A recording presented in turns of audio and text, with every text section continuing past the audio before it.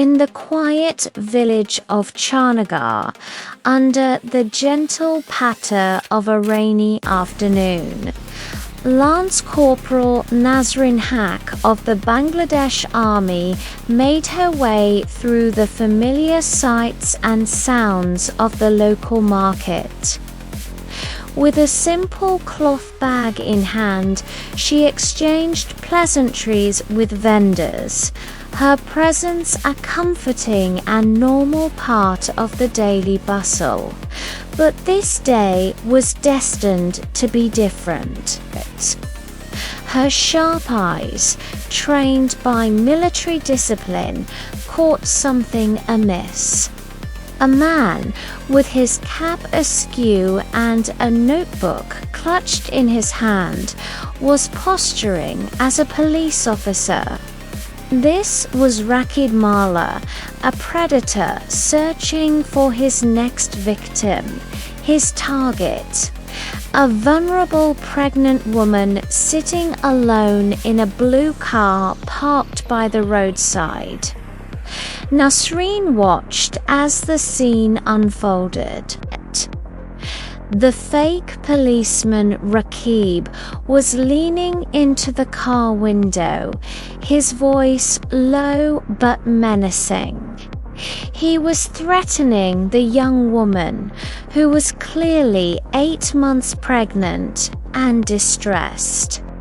He demanded 500 taka, warning that her car would be towed if she didn't comply. Fear and helplessness were etched on her face. She was trapped, alone, and facing a bully who saw her as easy prey. For a moment, the world seemed to hold its breath. This was a moment of decision, a crossroads between looking away and stepping in. Without a second thought, Nazreen strode forward. Her voice was calm but firm as she asked, "What's happening here?" Rakib, startled by the interruption, tried to wave her off, dismissing her as a meddling bystander. But Nazreen was not to be deterred. Instead of confronting him with aggression, she did something unexpected. She took out her own money, handed it to the terrified pregnant woman, and looked the fake policeman straight in the eye. "Before you humiliate a woman," she said, her voice ringing with authority, "remember that your own mother could be in her place one day." The words hit their mark. Shamed and exposed, Rakib Mala fled into the crowd, swallowed by the very community he sought to exploit. That evening, the story took on a life of its own. A bystander had filmed the entire encounter, and the video quickly went viral online. The quiet act of courage in a small village market was now being witnessed by thousands. As Nazreen reflected on the day's events, a sobering thought crossed her mind. If I had stayed silent, if I had just walked away, that woman's fear could have turned into a real tragedy. Her intervention wasn't just about 500 taka, it was about defending the defenseless. The next morning, the viral video had reached her superiors. Nazreen was summoned to her captain's office. She stood at attention, her heart pounding, unsure of what to expect. Her captain acknowledged her bravery and commended her for doing the right thing. However, he also gently reminded her of the strict codes of military discipline.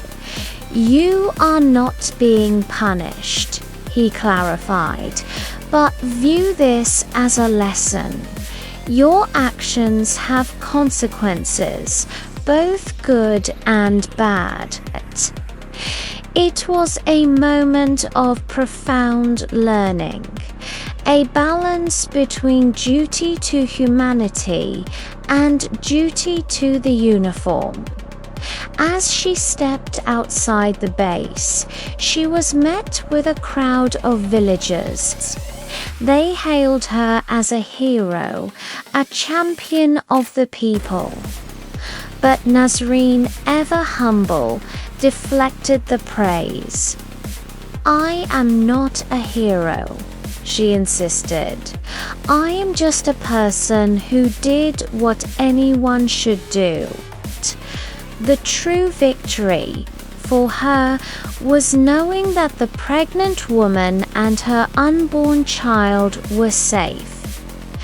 A few weeks later, she received the heartwarming news that the woman had given birth to a healthy baby girl, and in her honor, named her Asha Nasrin, Asha meaning hope.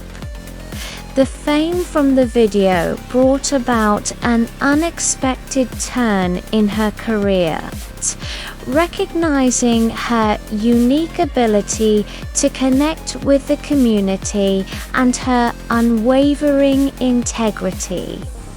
The army transferred her to a newly formed social coordination unit.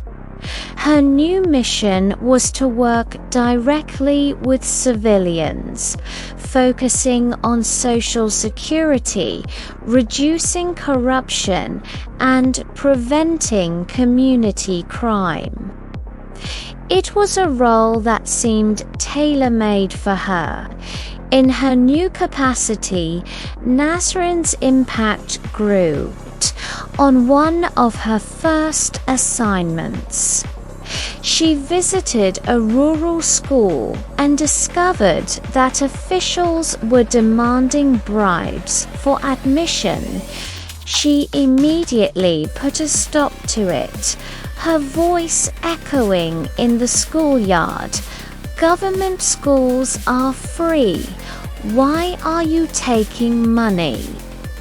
This simple, powerful statement became a new motto, empowering parents and cleaning up a system that preyed on the poor.